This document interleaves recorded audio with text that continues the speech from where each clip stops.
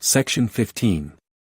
Roman Catholicism. The Counter-Reformation had spent its force by the middle of the 17th century. Its strength had been in the might of Spain and the zeal of the Jesuit order. Spain had emerged from the 30 Years' War shorn of its power. The Jesuits, though more potent than ever in the councils of the Roman Church, had become more worldly, and had kept little of their earlier spiritual zeal. None of the popes of the 17th or 18th centuries were men of commanding force. Several, like Innocent XI, 1676–1689, Innocent XII, 169–11700, or Benedict XIV, 1740–1758, were of excellent character and intentions, but they were not rulers of men. The course of the Roman Church was one of increasing feebleness in the face of the growing claims of the Catholic civil governments. A really effective attack upon Protestantism was no longer possible, save where it existed, as in France, in predominantly Roman lands. Under Louis XIV, 1643–1715, the French monarchy pursued a policy dictated by the king's absolutism. As against papal claim, he asserted possession by the crown of all income of vacant bishoprics, and favored the proclamation by the French clergy in 1682 of the Gallican liberties, that civil rulers have full authority in temporal affairs, that general councils are superior to the pope, that the usages of the French Church limit papal interference, and that the pope is not infallible. The resulting quarrel was compromised in 1693 in such wise that the clergy practically withdrew their assertions, but the king kept the disputed income. As against his own subjects, Louis XIV policy was determined by his conception of national unity and Jesuit influence, especially after his marriage to Madame de Maintenon in 1684. In 1685 he revoked the Edict of Nantes, ante, page 441, and made Protestantism illegal under the severest penalties. The ultimate result was disastrous for France. Thousands of its most industrious citizens emigrated to England, Holland, Germany, and America. The former alliances with Protestant powers were ruptured, contributing much to the military failures of the latter years of Louis XIV's reign. Jesuit influence led to equally disastrous opposition by the king and pope to Jansenism. Cornelius Jansen, 1585–1638, Bishop of Ypres, an earnest Catholic, was a thoroughgoing Augustinian, convinced that the semi-Pelagian Jesuit interpretations of sin and grace must be combated. His chief work, Augustinus, was published in 1640, after his death.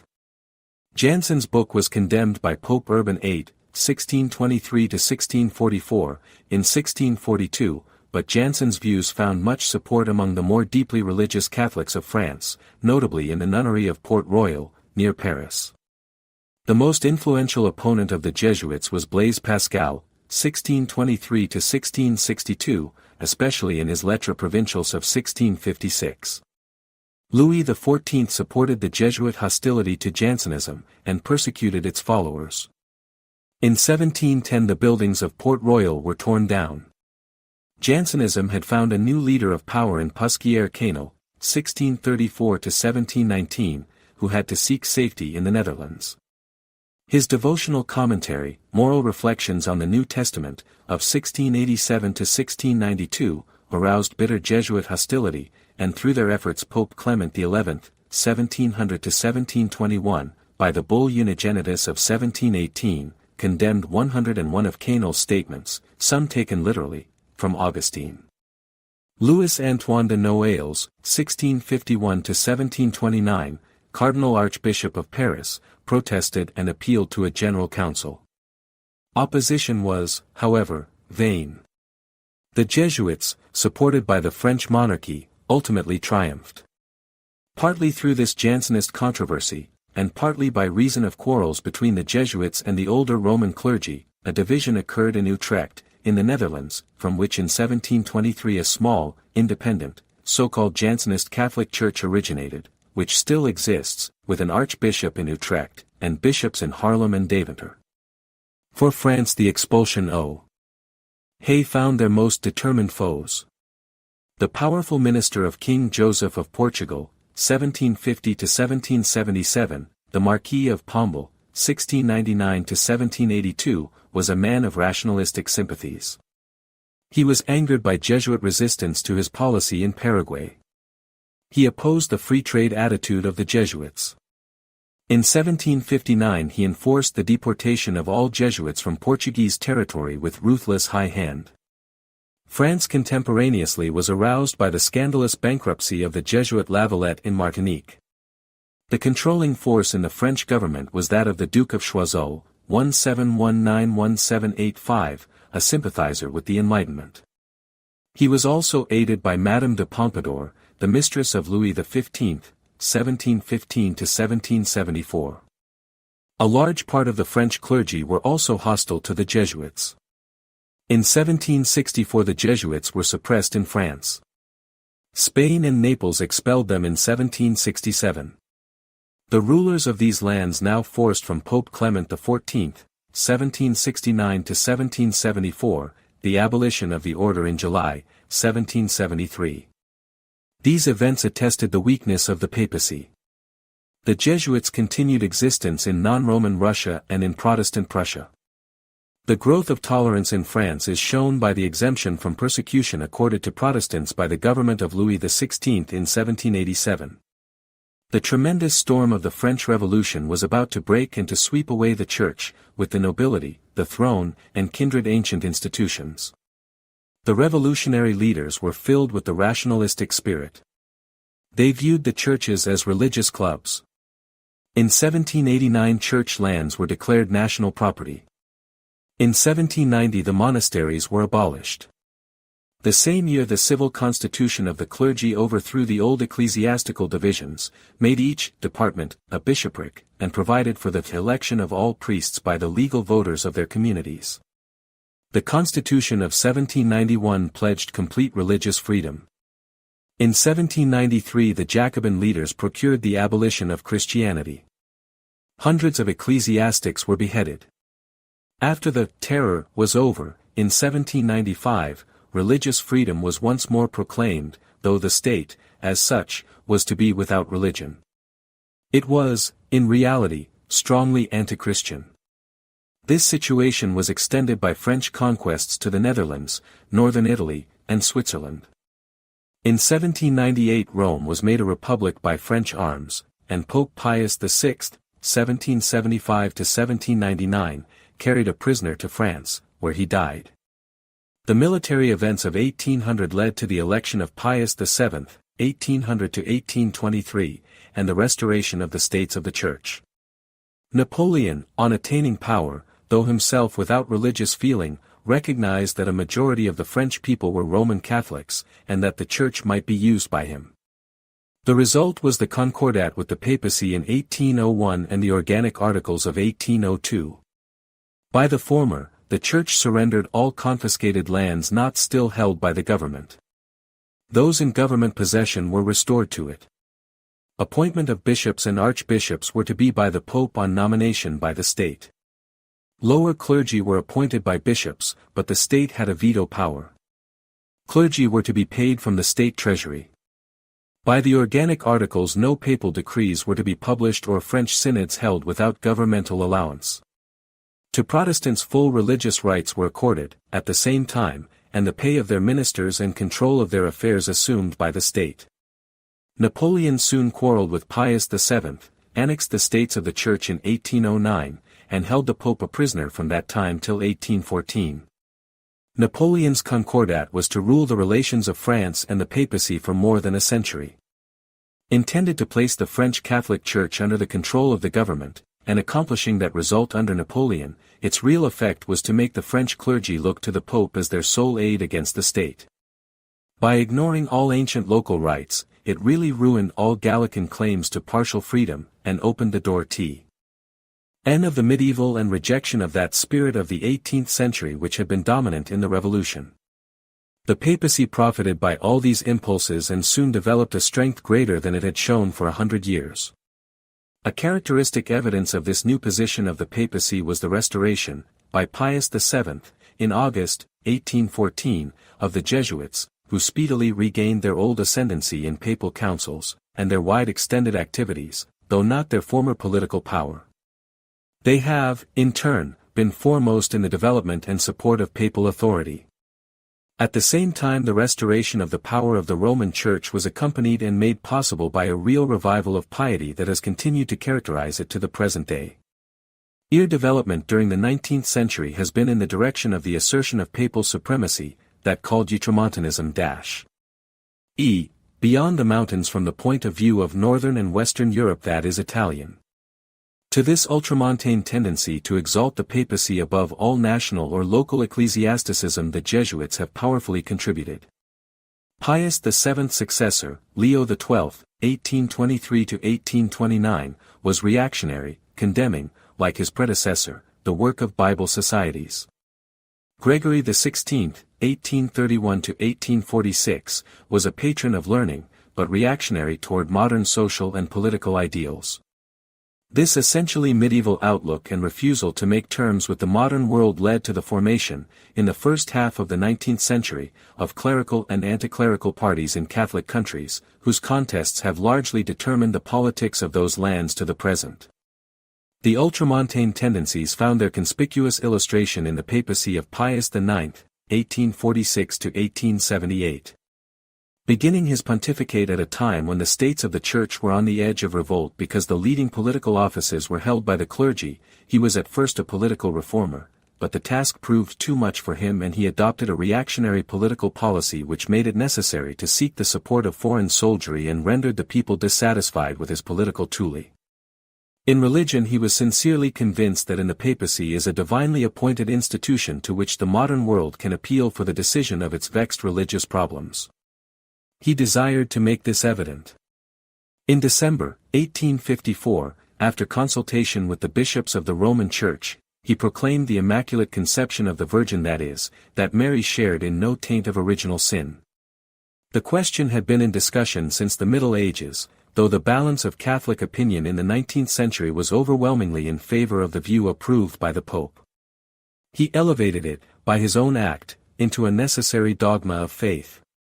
In 1864 a syllabus of errors, prepared under papal auspices, condemned many things which most Christians oppose, but also repudiated much which is the foundation of modern states, like the separation of church and state, non-sectarian schools, toleration of varieties in religion, and concluded by condemning the claim that the Roman pontiff can and ought to reconcile himself to, and agree with, progress, liberalism, and civilization as lately introduced. The crowning event of Pius IX's pontificate was the Vatican Council. Opened on December 8, 1869, with a remarkably large attendance from all over the Roman world, its most important result was the affirmation, on July 18, 1870, of the doctrine of papal infallibility by a vote of 533 to 2. It was far from asserting that all papal utterances are infallible. To be so, the Pope must expound, in his official capacity, the revelation or deposit of faith delivered through the apostles. The Roman pontiff, when he speaks ex cathedra, that is, when in discharge of the office of pastor and doctor of all Christians, by virtue of his supreme apostolic authority, he defines a doctrine regarding others achieved, and the result was the organization of the Old Catholics, who received episcopal ordination from the Jansenist Church of Utrecht, Ante, page 557. Their chief spread has been in Germany, Switzerland, and Austria, where they number still more than 100,000 adherents. They have even, though very feebly, reached the United States. Yet the old Catholic movement would seem to have little future. Its departures from Rome, though important, were not vital enough to serve as a long-continuing basis of a branch of the Christian Church. Meanwhile the tide of Italian national unity had been rising. The war carried on jointly by the Kingdom of Sardinia, under Victor Emmanuel II, 1849–1878, and France, under Napoleon III, 1852–1870, against Austria, supplemented by Italian enthusiasm led by Giuseppe Garibaldi, 1807–1882, resulted in the establishment of the Kingdom of Italy under Victor Emmanuel in 1861, and the inclusion in it of the greater part of the old states of the Church. Rome and its vicinity were preserved to the Pope by the ultramontane policy of Napoleon III. On the outbreak of the war between France and Germany in 1870, the French troops were withdrawn. On September 20, 1870, Victor Emmanuel captured Rome, and the inhabitants of the district voted 133,000 to 1,500 for annexation to Italy. To the Pope the Italian government guaranteed the privileges of a sovereign, and absolute possession of the Vatican, the Lateran, and Castel Gandolfo. Thus came to an end the States of the Church, the oldest continuous secular sovereignty then existing in Europe. Pius IX protested, declared himself a prisoner, and excommunicated Victor Emmanuel. The papacy has continued to desire the restoration of its temporal possessions, but to a non-Roman this sacrifice seems to have been an advantage. It removed from the papacy a secular task which it was ill-adapted to meet, and the attempted accomplishment of which laid it open to well-grounded charges of maladministration.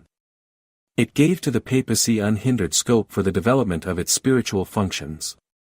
It is no accident that in the 47 years that have elapsed since the loss of its territorial possessions the papacy has been more influential and has enjoyed the general respect of mankind in higher measure than at any period since before the Reformation. Pius IX was succeeded by a statesman Pope, Leo XIII, 1878-1903. He concluded the conflicts between the papacy and the imperial government of Germany. He urged French Catholics to support the Republic. With Italy he was less successful, owing to insistence on the restoration of the States of the Church. He declared Aquinas, page 270, the standard of Roman instruction, thus returning to the best period of medieval religious thought. He urged the study of the Scriptures. He opened the treasures of the Vatican to historical scholars. The relations of labor and capital and the interests of working men enlisted his attention. He sought the reunion of the Roman and the Oriental churches, but he pronounced Anglican orders invalid in 1896. In 1878 he restored the Roman Catholic episcopate in Scotland. A man of scholarly tastes and wide sympathies, he was far removed from any countenance of Protestantism, but one deserved admiration for the skill, wisdom, Christian zeal, and religious earnestness with which he administered his great office. Pius X, 1903–1914, was, in many ways, a contrast to Leo XIII. The latter was of noble birth. Pius X was of humble origin. Leo XIII was of great diplomatic ability and far-sighted vision. Pius X was a faithful parish priest whose parish had become worldwide. He was called to handle two questions of great difficulty. The first had to do with the relations of church and state in France. In spite of the efforts of Leo XIII, the majority of French Catholics were regarded as lukewarm toward the Republic.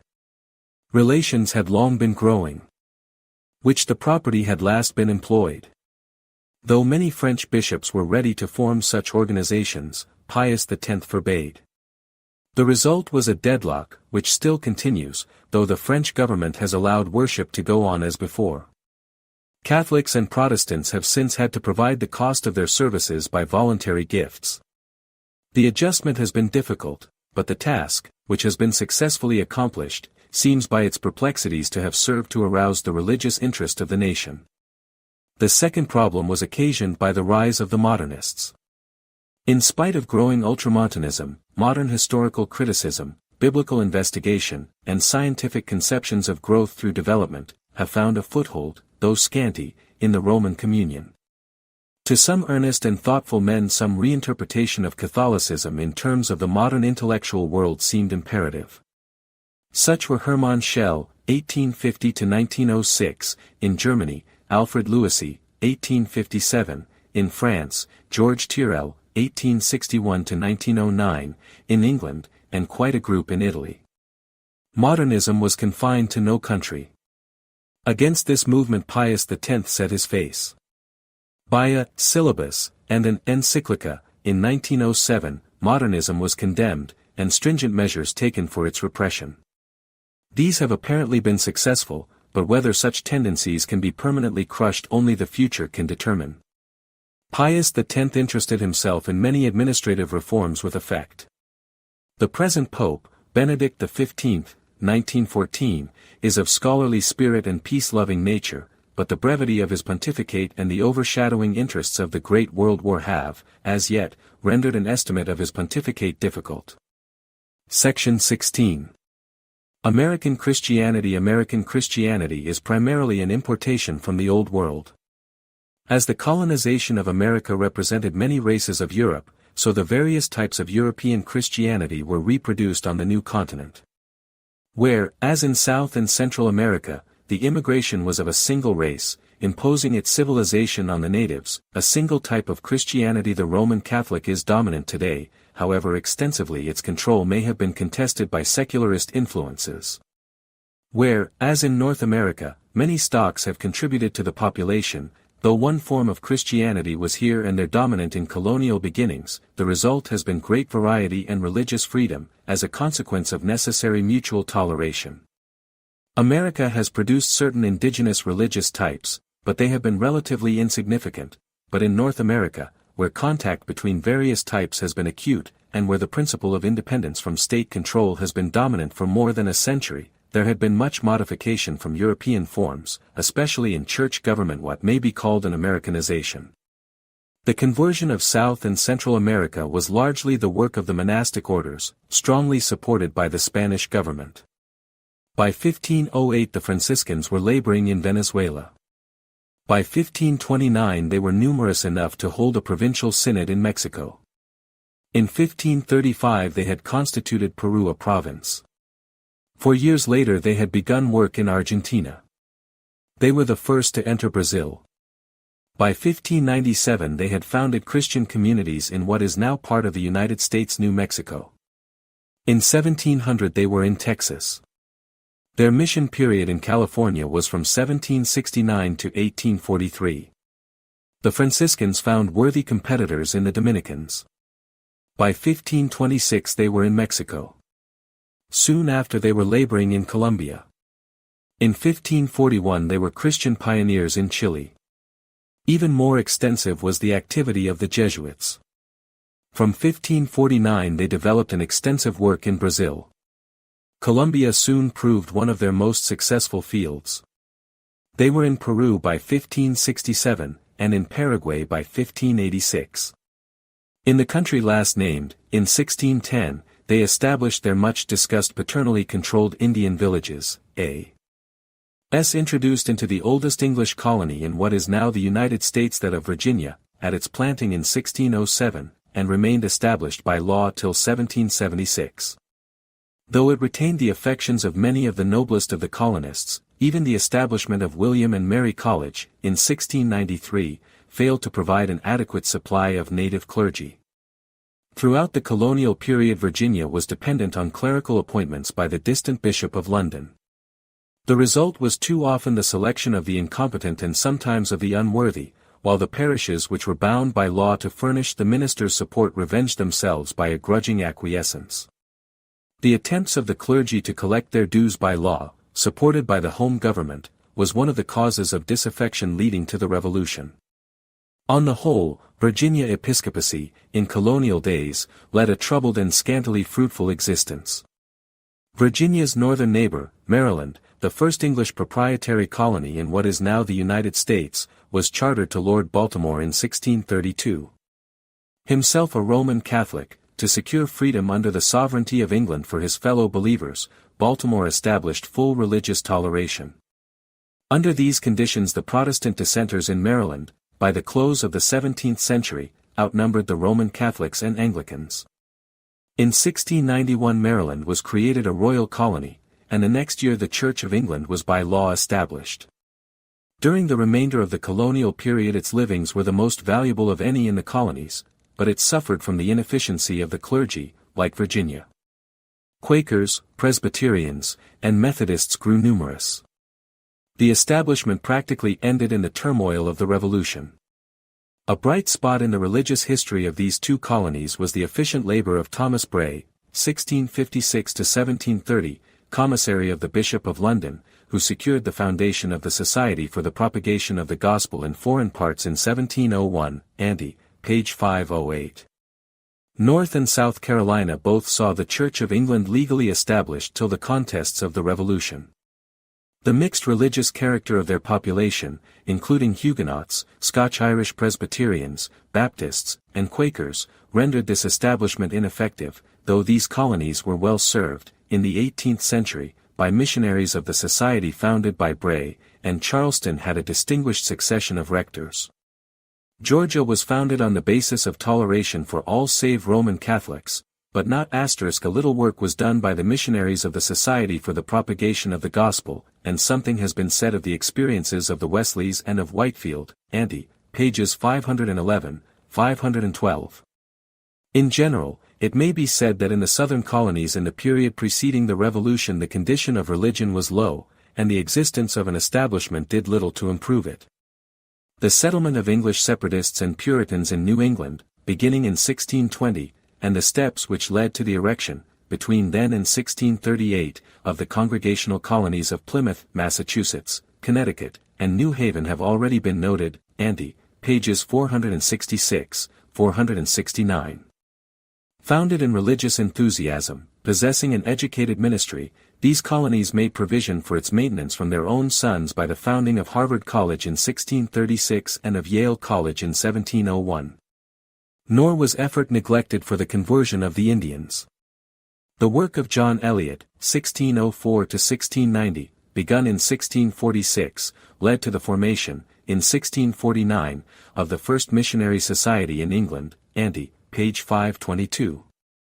The early Congregationalists of New England did not differ theologically from their Puritan and Presbyterian brethren in Great Britain. For their first century their controversies were regarding the developments of polity rather than concerning questions of doctrine. By 1631, in Massachusetts, and speedily in the other Congregational churches was granted to Baptists, Episcopalians, and Quakers, under somewhat onerous conditions, in both colonies, between 1727 and 1729. At the Yale commencement of 1722 the rector, or president, of the college, Timothy Cutler, 1683–1765, and Samuel Johnson, 1696–1772, later, 1754, to be the first president of what is now Columbia University in New York City, with one of the tutors at Yale, declared for episcopacy. The event was important, not in the college, which deposed them, but as establishing a native episcopal ministry in New England, especially in Connecticut, where its labors were supported by the English Society for the Propagation of the Gospel in foreign parts. In general it may be said, however, that, though New England remained a religious land, the zeal of its founders had burned low by the opening of the 18th century, and isolation, wars with the Indians, and frontier conditions brought their inevitable provincialism.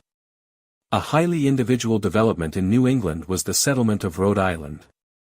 Providence was begun, in 1636, by Roger Williams, 1604–1684, then under banishment from Massachusetts and an opponent of coercion in matters of religion.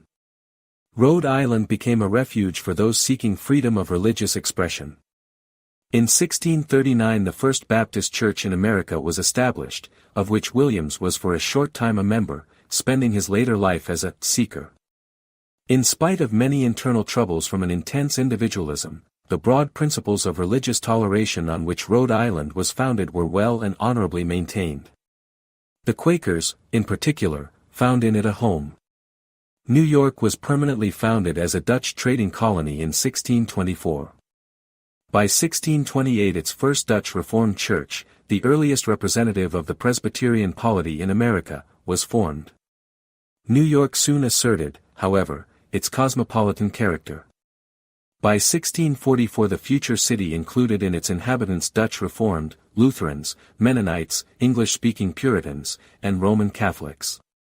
From 1652 onward an attempt was made by the colonial authorities to prevent any other worship than that of the Reformed Church of Holland. The Quakers were specially objects of repression. Dutch control ceased in 1664, when New York passed to the English, whose possession was finally confirmed 10 years later. The English governors attempted to construe the Church of England as established. The majority of inhabitants, especially as represented in the Legislative Assembly, offered successful opposition. In the foundation of Trinity Church, in 1697, the Church of England was effectively planted in New York City, though the Dutch Reformed and French Huguenots were then even more strongly represented. In 1709 a large German Reformed immigration from the Palatinate came into the colony. In 1720 the Dutch Reformed Church received a notable accession in the arrival from Holland of Theodorus Jacobus Frelinghuysen, 1691–1747, whose remarkable ministry was exercised in New Jersey, but was to extend its quickening and organizing influence to New York also. Of what was to become New Jersey, East Jersey saw the establishment of Congregational settlers from New Haven Colony, at Newark, in 1666, of the Dutch Reformed in the region of New Brunswick, and of Scotch Presbyterians. West Jersey received a large Quaker immigration in 1677 to 1678. Mention has already been made of the grant of Pennsylvania to William Penn, in 1681, and its settlement by Quakers in the following year, ante, page 480. The Quaker policy of toleration attracted representatives of other forms of faith. Hence no other colony presented such a variety of religious bodies as Pennsylvania. Baptists from Wales and Ireland were soon more strongly represented than elsewhere in the colonies. Mennonites from Germany and Holland settled Germantown, in 1683. Dunkards and other German bodies soon followed. The Church of England was planted in Philadelphia in 1695, but they constituted a large fraction of the population. Nowhere were they more strongly represented than in Pennsylvania, and by 1764 were able practically to wrest the political control of the colony from the Quakers. They sought prevailingly the frontier, and to this energetic race the settlement of what is now West Virginia, western North Carolina, and ultimately Kentucky, Tennessee, as well as large sections of South Carolina, Georgia, and Alabama, was due. By 1717 a synod was formed, including the presbyteries of New York and New Jersey, Pennsylvania, Delaware, and Maryland. In general the Scotch Trish were long in a period of religious destitution, through lack of ministers and organized churches. Religion in America during the period till the second quarter of the 18th century was essentially the propagation of European bodies. Save in New England, it was relatively feeble, and there had suffered a serious decline of its original enthusiasm. No one religious body was dominant in the colonies as a whole. While particular denominations were entrenched in particular colonies, no church could become that of all the colonies. The way was thus made ready for that religious freedom which was to become the characteristic of the United States as a nation. The most far-reaching and transforming event of the 18th century religious life of America was the revival known as the Great Awakening. It was not only a tremendous quickening of the Christian life, it changed the conceptions of entrance on that life in a way that profoundly affects the majority of American churches to this day. In this respect it was the analogue of Pietism in Germany or Methodism in Great Britain. It emphasized the conception of a transforming regenerative change, a conversion, as the normal method of entrance into the kingdom of God. It gave general diffusion to the Baptist or Congregational view of the Church as a company of experiential Christians. It laid little weight on Christian nurture. It promoted an ascetic theory of the Christian life. Some premonitions of the revival were to be seen under the preaching, in the vicinity of Raritan, New Jersey, of Theodorus Jacobus Frelinghuysen after 1720, ante, page 569. He had come under pietistic influences in Holland. Near him, and impressed by him, was Gilbert Tennant, 1703–1764, the young Presbyterian minister of New Brunswick, New Jersey, whose powerful, though often injudicious, revival preaching began to show large fruitage in 1728. A remarkable revival began, in 1734, in Northampton, Massachusetts, under the ministry of Jonathan Edwards, 1703–1758. But all these manifestations of religious feeling were local compared with the general interest aroused by the first evangelistic tour throughout the English-speaking colonies in 1739 and 1740 by George Whitefield, then in the height of his youthful enthusiasm, ante, page 511. Everywhere throngs hung upon his words, faintings and outcries attended his sermons. Hundreds were permanently changed. The spiritual condition of many communities was transformed. Unfortunately the Great Awakening, with all its unquestionable benefits, brought division in its wake. When Whitefield himself was denunciatory of those who did not agree with him as unconverted, it is not surprising that his followers and imitators were even more censorious and uncharitable. The Congregationalists of New England were soon divided into new lights, who saw in the revivals a work of God, and the Old Lights, who disliked their method. A similar schism into Old Side and New Side occurred among the Presbyterians of IHE Middle Colonies. Harvard and Yale were Old Light in sentiment. Many of the revivalistic ministers of the New Side party had been trained in the Log College, founded in 1728 by Gilbert Tennant's father, William Tennant, 1673–1746. Some of these, with much New Light sympathy from New England, and under the auspices of the Synod of New York, founded in 1746 the Institutio. Ration of Independence in 1776, the destructive war till 1783, and the protracted discussions of the framework of the nation which did not terminate till the establishment of government under the Constitution in 1789. For more than a generation men's thoughts were absorbed in these questions, and religion in America was at low ebb. Many of the trusted political leaders were influenced by the deism of England or France, Andy, page 492. The most significant religious force arising during this period was the planting of American Methodism, beginning in 1766, Andy, pages 517–518, a sowing destined to a mighty harvest. Out of the discussions of the Great Awakening there emerged in New England the most considerable contribution that 18th-century America had to make to theology in the work of Jonathan Edwards and his school. Born in a pastor's home in what is now South Windsor, Connecticut, in 1703, Edwards graduated at Yale in 1720. From 1727 to his dismissal, after a painful controversy, in 1750, he was pastor in Northampton, Massachusetts, then missionary to the Indians at Stockbridge, in the same Commonwealth, till his removal to undertake the presidency of Princeton, a few weeks before his death in 1758. A leader in the Great Revival, his was also the keenest philosophical intellect that colonial America produced. A Calvinist, emphasizing the absolute divine sovereignty in conversion against all Arminian modifications, in his inquiry into freedom of will of 1754 he held that while all men have natural ability to turn to God, they lack moral ability, that is, the inclination so to do. This determining inclination is the transforming gift of God, though its absence is no excuse for sin. To Edwards's thinking virtue is love to intelligent being in proportion to the amount of being each possesses. Hence God, the greatest of all beings, justly seeks his own glory, while man by the same test must place the service of God and his fellows before his own advantage. Is, therefore, selfishness, and virtue disinterested benevolence.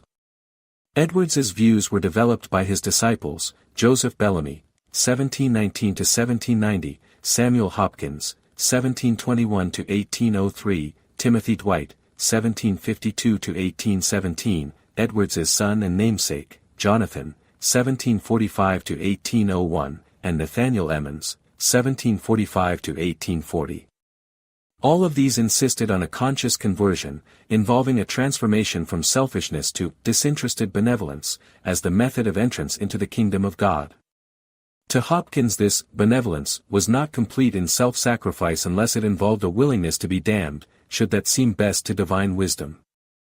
The younger Jonathan Edwards, believing that Christ died for all and not for the elect only, was driven by the rise of universalism to substitute the Grotian conception of Christ's death as a sacrifice to general justice, Andy, page 456, rather than a penal satisfaction for individual sins. This governmental theory of the atonement largely dominated New England thinking till after the middle of the 19th century. This Edwardian school was strongly missionary in spirit, and from it most of the early New England foreign missionaries came. Meanwhile there developed in eastern Massachusetts, under the leadership of such men as Charles Chauncey, 1705–1787, and Jonathan Mayhew, 1720–1766, both of Boston, partly in opposition to revival methods, and also through the influence of contemporaneous English descent, a liberal movement of a decidedly Arian tendency, though its separation and full development as Unitarianism was not to come till the beginning of the 19th century. The attainment of American independence thrust upon those religious fellowships that had heretofore been branches of European communions the problem of separate American organization. In the condition of the new national life this must be organization independent of the state.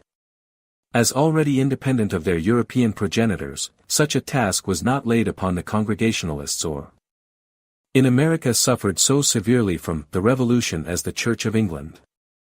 Its ministry and congregations were largely sympathetic with the mother country, and it emerged from the struggle in ruins. Its very name seemed unpatriotic, and that of Protestant Episcopal was adopted by a conference of clergy and laity of Maryland in November, 1780. 2 years later William White, 1748–1836, rector of Christ's Church in Philadelphia, and a hearty supporter of American independence, sketched out the plan under which the American Protestant Episcopal Church was essentially to be organized, in independence of the state and of English ecclesiastical control, with representative bodies composed not only of clergy but of laymen. He believed the prospect of securing an American episcopate remote. In accordance with White's suggestions, a voluntary convention, representative of 8 states, met in New York City in October, 1784, and called the first General Convention to gather in Philadelphia in September, 1785. Meanwhile, the Episcopal clergy of Connecticut had held aloof and had chosen Samuel Seabury, 1729–1796, as bishop, and he had gone to England for ordination in June, 1783. Finding it impossible to receive consecration from the English episcopate in the absence of action by Parliament, Seabury procured it at the hands of the non-juror Scottish bishops in Aberdeen in November, 1784. The General Convention of 1785 adopted a constitution for the Protestant Episcopal Church in the United States, largely the work of William White. It also appealed to the English bishops for the ordination of bishops for America. Seabury's Scottish ordination might be valid, but the derivation of orders from the parent English body was desired.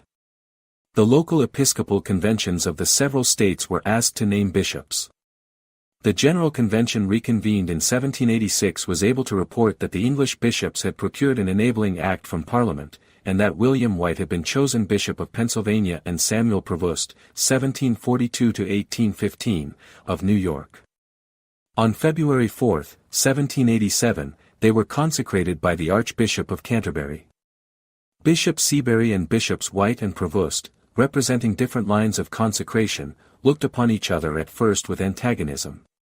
Connecticut had not yet been represented in a General Convention, but these difficulties were adjusted, and in the General Convention of 1789 all parties united, the prayer book was revised and adapted to American needs, and the foundation of the American Protestant Episcopal Church fully laid. Separation from the mother country made a similar independent organization for American Methodism imperative. The result was the ordination by John Wesley in September, 1784, of Thomas Coke, Richard Whatcoat, and Thomas Vassie, for Work in America, the Conference in Baltimore, the formation of a Methodist Episcopal Church in the United States, and the ordination of Francis Asbury the same year, Andy, pages 517–518. The year 1792 saw the abandonment by the Dutch Reformed Church, and 1793 by the German Reformed Church, of a dependence on Holland which had long been weakening, but which now ended in complete self-government. One now very extensive American communion, the Lutheran, though not directly affected by the revolutionary struggle to the degree characteristic of the bodies just mentioned, now developed its organization on American lines. The earlier German immigration of the 18th century was prevailingly other than Lutheran. By the middle of that century Lutheranism was pouring in a flood, especially into Pennsylvania, though of course in numbers far smaller than the great immigration of the 19th century. Religiously, the transition was difficult. The institutions of a state church could not be transplanted, and little help came from Germany, save from the Pietists of Halle. Great disorganization and scarcity of ministers were the results. Some improvement was effect.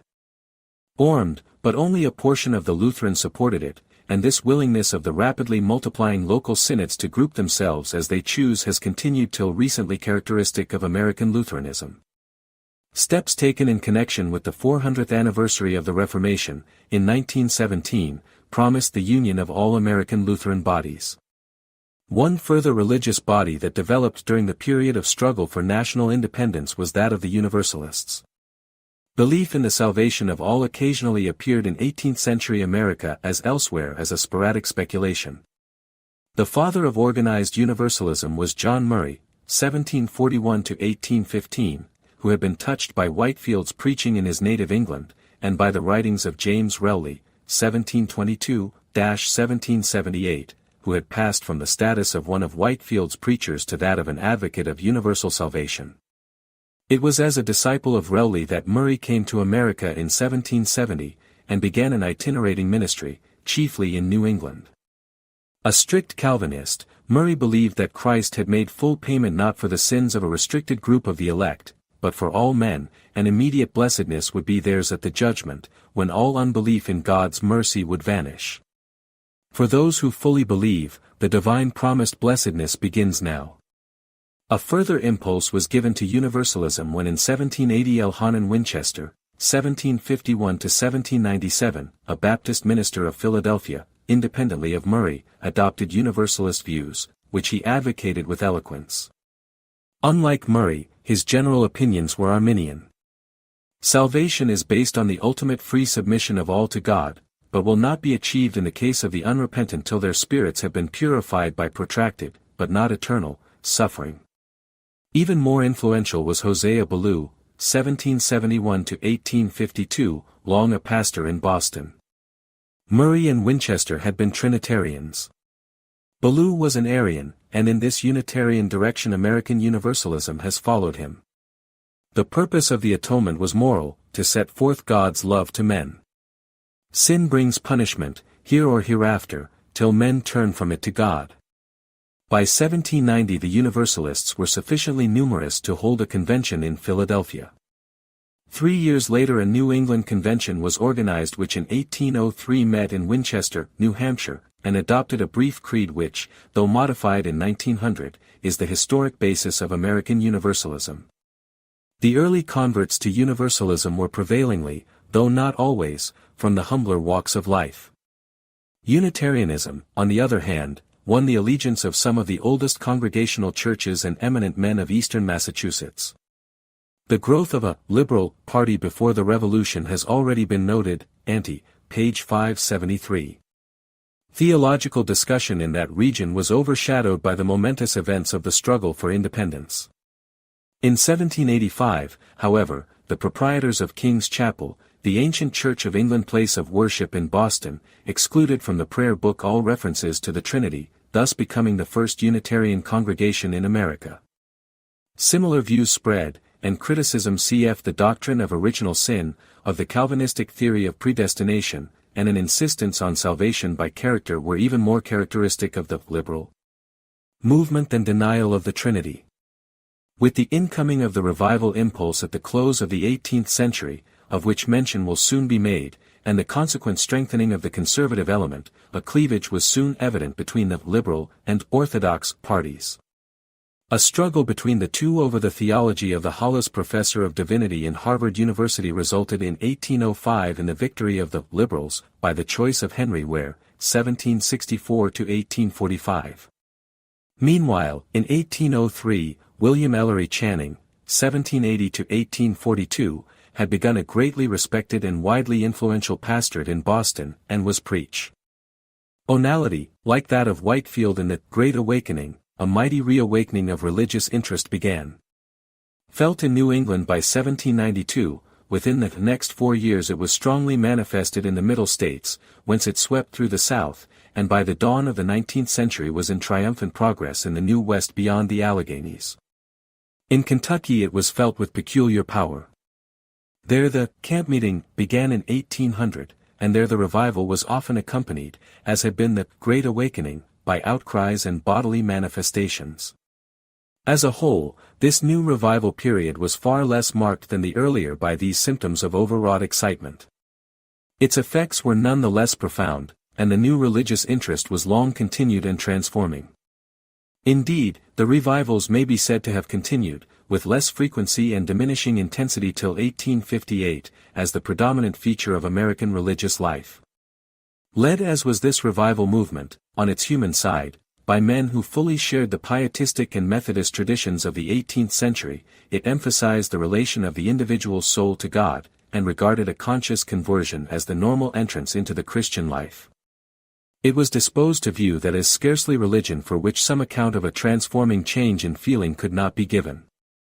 All American religious bodies except the Roman Catholics, Lutherans, Protestant Episcopalians, Quakers, and Unitarians shared these convictions. Presbyterians and Congregationalists, Methodists and Baptists, were in these respects essentially at one. But the Methodists and Baptists, to whom this type of piety was most native, found the largest popular following, aided by their willingness to use such ministerial instrumentalities, whether educated or not, as were available. They speedily reached that numerical leadership which they have since maintained among American Protestants. The fidelity of Congregationalists and Presbyterians to the tradition of an educated ministry made them founders of schools and colleges, but rendered their appeal less widely popular, but all grew amazingly in numbers and power. Under the impulse of the new religious spirit, American Christian life blossomed with new activities. The Sunday School, first introduced from England, ante, page 522, into Philadelphia in 1791, now became well-nigh universal. The prayer meeting, heretofore only sporadic, became general. Foreign missions, inaugurated by the Congregationalists in 1810, by the formation of the American Board, with which the Presbyterians and Dutch Reformed cooperated, were adopted by the Baptists through the establishment of the General Missionary Convention of the Baptist denomination in 1814.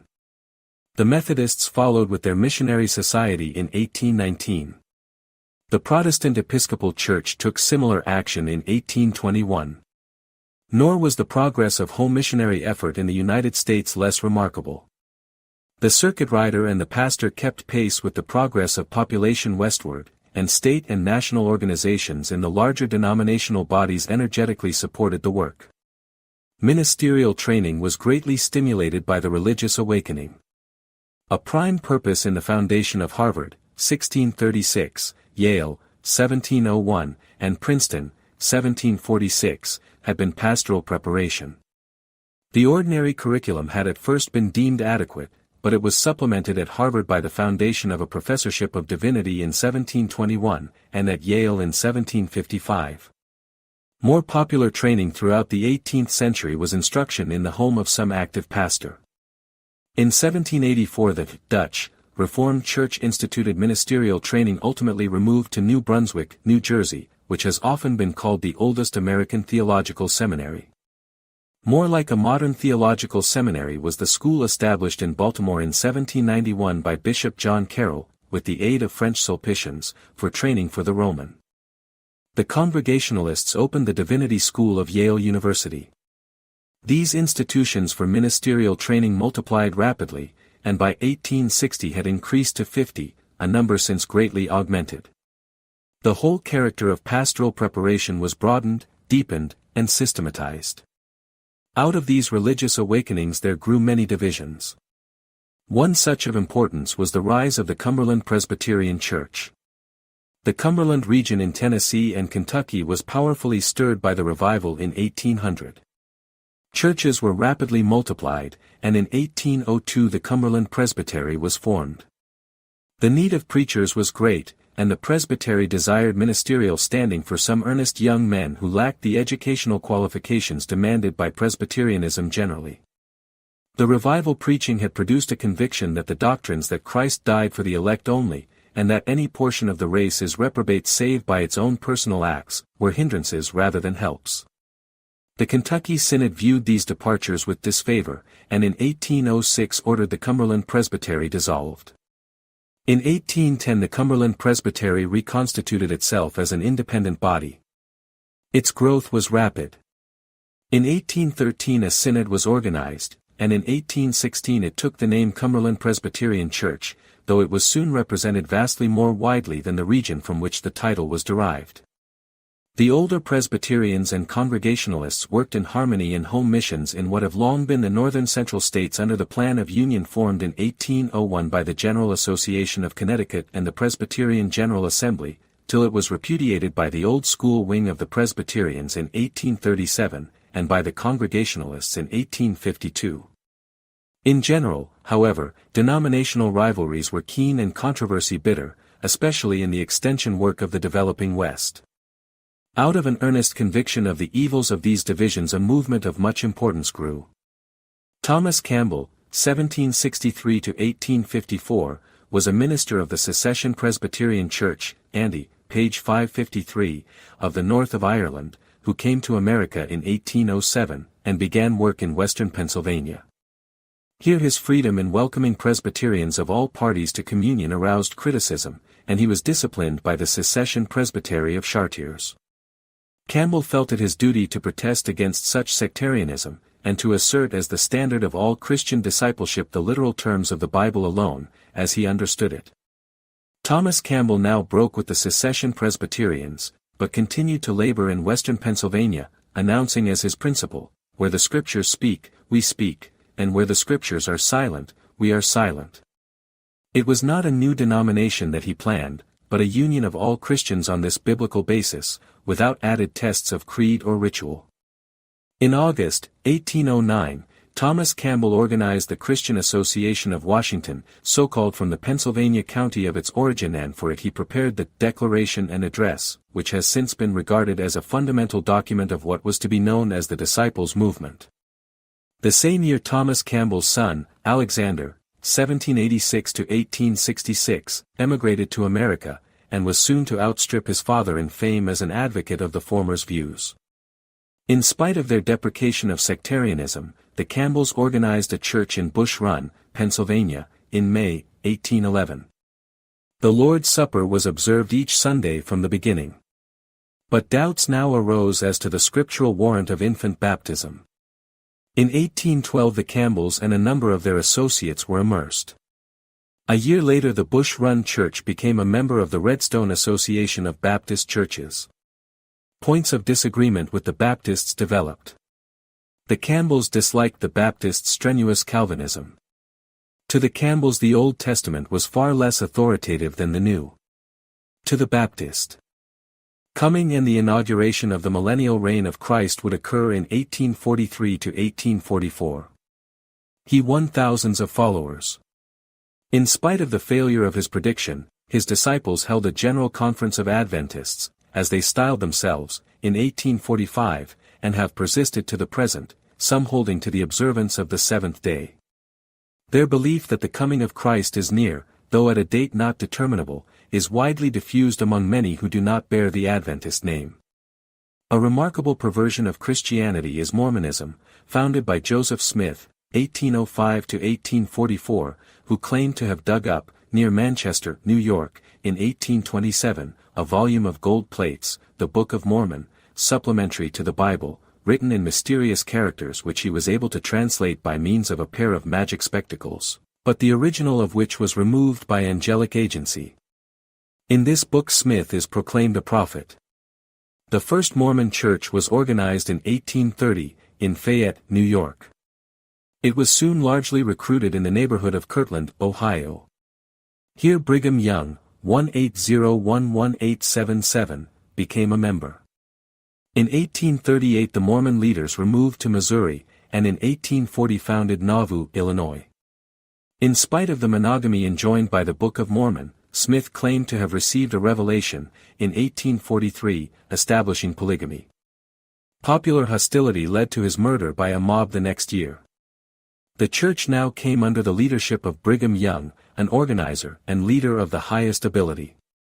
Under him the Mormons marched to Salt Lake, in Utah, and a community of great material prosperity was inaugurated. After protracted conflict with the United States government, Wilford Woodruff, 1807 to 1898, then head of the Mormon Church, declared against polygamy in 1890. The Mormons have been indefatigable missionaries, and their numbers have been largely recruited from Europe. Their system of economic and social supervision has been remarkable and has produced a large degree of material prosperity. They hold that God was revealed as Adam, and that Christ, Muhammad, Joseph Smith, and Brigham Young were also manifestations of deity. By these divine beings souls are created, for whom the faithful should provide bodies. At their deaths the righteous will share in divinity. Salvation is through the atonement of Christ, by faith, repentance, and baptism by immersion, though baptism by proxy is of avail for the dead. Their numbers are such that the Mormons bid fair long to be an element in American religious life. The religious activity of the first half of the 19th century was accompanied by efforts for social righteousness. The death of Alexander Hamilton by the hand of Aaron Burr, in 1804, led to a widespread and largely successful attack by the religious forces on dueling, in which an extensively circulated sermon by Lyman Beecher, 1775–1863, was of much influence.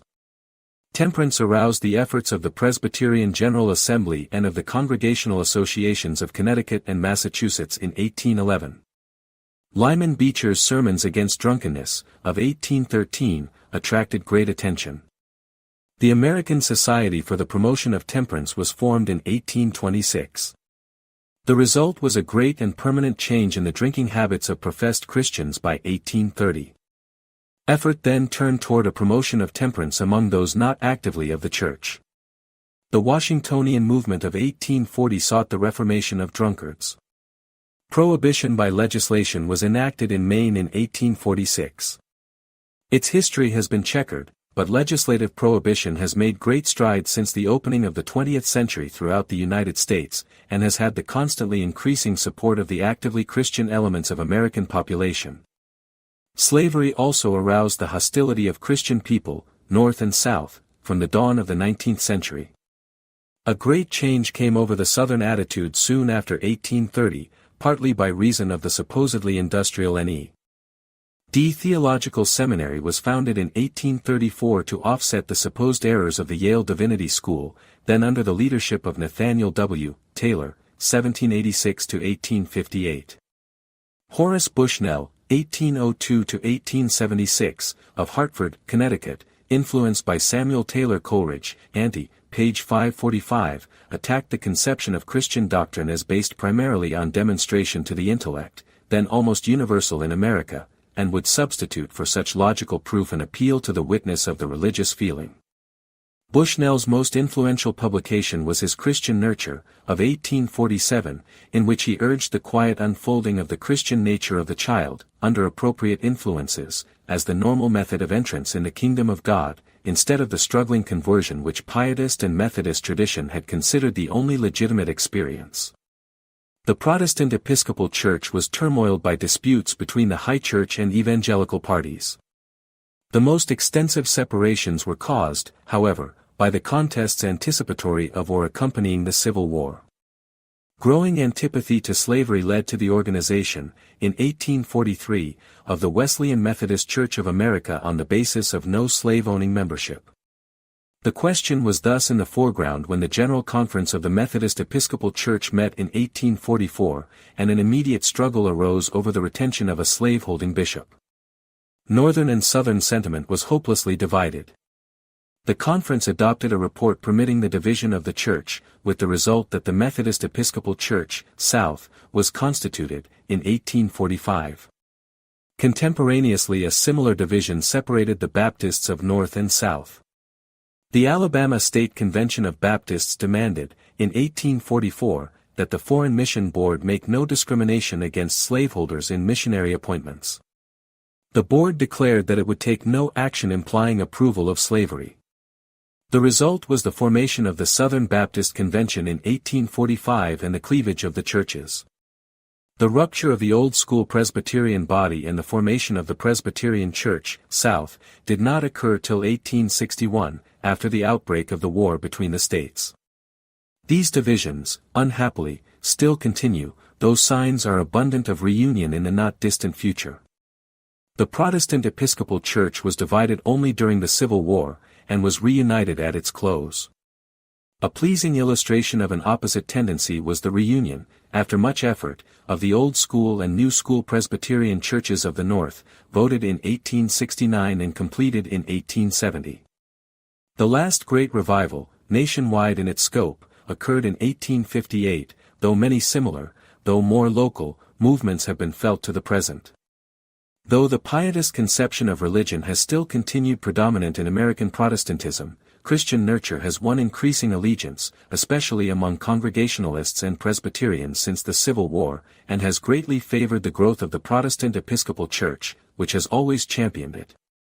The Roman Catholic Church grew enormously in the United States throughout the 19th century, chiefly through immigration from Ireland and southern Germany, and since 1890 from Italy and Eastern Europe. These races have been prolific in their new home. Bitter Protestant opposition was encountered between 1840 and 1860, but since the date last named relations between Protestants and Roman Catholics have been increasingly tolerant. The Roman Church has accomplished an enormous task of building churches, parochial schools, convents, hospitals, and institutions of higher learning through the gifts and sacrifices of a relatively scanty financial ability. National councils have been held in 1852, 1866, and 1884. Long under the superintendence of the Congregatio de Propaganda Fide in Rome, Pius X, 1903–1914, granted to the Roman Church in the United States in 1908 the S.A. on been eligible to the representative conventions of the Baptist and Congregational churches. They won the right of election to the Methodist Episcopal General Conference in 1900. They have been ordained to the ministry by Baptists, Congregationalists, Disciples, Unitarians, and Universalists. The last half-century, especially the last 25 years, has witnessed a great theological change in American Protestantism, the exact extent of which it is difficult to estimate, so silently and unequally has it come. Certain outstanding evidences have attracted wide attention. Such were the controversies aroused among the Congregationalists by the Progressive Orthodoxy of Andover Theological Seminary between 1885 and 1892. Such was the deposition of Professor Charles Augustus Briggs, 1841–1913, by the Presbyterian General Assembly in 1893. These tangible evidences have been few. Yet even in bodies officially bound by confessional statements of the Reformation age, the characteristic doctrines are proclaimed with little of their ancient satisfaction. The newer biblical criticism, especially of Germany, and the evolutionary view of development, have found large acceptance in many of the most influential schools of ministerial training, and have wide following among the ministry, especially in the northern and eastern portion of the United States. Equally marked, during the recent period, but as impossible of exact estimate, has been the growth of the conviction that the message of the gospel is social. Not a rescue by individual salvation only, but the establishment of a reign of righteousness among men, has become increasingly the ideal. Christian outlook, without ceasing to be otherworldly, has become this worldly also. Emphasis is placed on service in preventative and reformatory effort. The duty of the Church to share in civic betterment is emphasized. A great enlargement has come in the conception of the Church's mission. Adjustment has been awkward and has been but partially accomplished, since the organization of the churches has been adapted to the older and more limited vision. To find organs for the work of the new has not been easy. This difficulty has led to a large relinquishment to secular organizations, manned, indeed, chiefly by members of the churches and infused with the spirit of Christian helpfulness, of much social service with which the church should have a more direct relation. The sense of obligation in the churches is undeniably rapidly augmenting. A patent evidence was seen at the outbreak of the World War, in 1914, when the question was widely asked whether that catastrophe did not demonstrate the failure of Christianity. The question implies a vastly altered vision. To the thought of a century earlier the war would have been but another evidence of a world lying in wickedness, from which individuals might be rescued by the gospel. To those who asked it the gospel implied a transforming power for righteousness which ought to banish war and kindred evils from mankind in this present world. The same enlargement of conception of the scope of Christianity is evident on the mission field. The feeling animating early American missionaries was that their task was to save a few individuals of the millions of hopelessly lost from their eternal doom. As recently as 30 years ago the proclamation of any other conception was widely declared to cut the nerve of missions.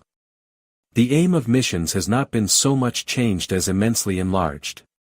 The missionary seeks necessarily individual converts, but he strives, as his larger work, to plant Christian civilization, to sweep away hoary superstitions and oppressions, and to foster a native Christianity which may be a transforming force to whole peoples.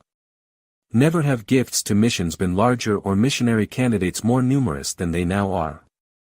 An outstanding feature of the existing religious situation in the United States and Canada is the decline of Denomi. Has been the student volunteer missionary movement, launched in 1886. The manifest impropriety of transferring denominational divisions to the mission field has led to large association of similar groups of Christians into single bodies in China, India, and Japan. The essential unity of missionary endeavor was manifest at the World Missionary Conference, held in Edinburgh in 1910, the influence of which has been potent. The evils of religious rivalries led, in the United States, to the establishment of the Home Missions Council in 1908, composed of representatives of societies engaged in similar work. This has been followed by the Foreign Missions Conference of North America, the Council of Women for Home Missions, and the Federation of Women's Boards of Foreign Missions. These associations are voluntary. A federation of a more organic character was created, after considerable preliminary negotiation, by the formation in 1908 of the Federal Council of the Churches of Christ in America, composed of official delegates from its cooperating churches. Its functions are advisory, not legislative or judicial. Its objects are, to express the fellowship and Catholic unity of the Christian Church. To bring the Christian bodies of America into united service for Christ and the world. To encourage devotional fellowship and mutual counsel concerning the spiritual life and religious activities of the churches.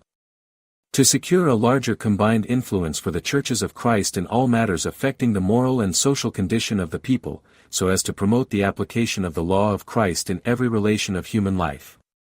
The Federal Council now has the support of 30 denominations, including such important bodies as the Northern Baptists, Congregationalists, Disciples, Lutherans, under the General Synod, Methodists, North and South, Presbyterians, North and South, Protestant Episcopalians, and the Dutch and German, Reformed. A movement even more ambitious in its plans was inaugurated by the General Convention of the Protestant Episcopal Church in the United States in 1910, aiming at an ultimate world conference on faith and order, which may affect the reunion of Christendom. The object has received the support of a majority of American Protestant bodies to the extent of official representation in several preliminary conferences which have been held, and an American delegation has urged cooperation in Great Britain with success. The World War has delayed the progress in other countries that was hoped. In Canada, a movement for the organic union of Congregationalists, Methodists, and Presbyterians has every prospect of success. The long story of the Christian Church is a panorama of lights and shadows, of achievement and failure, of conquests and divisions. It has exhibited the divine life marvelously transforming the lives of men. It has also exhibited those passions and weaknesses of which human nature is capable. Its tasks have seemed, in every age, almost insuperable.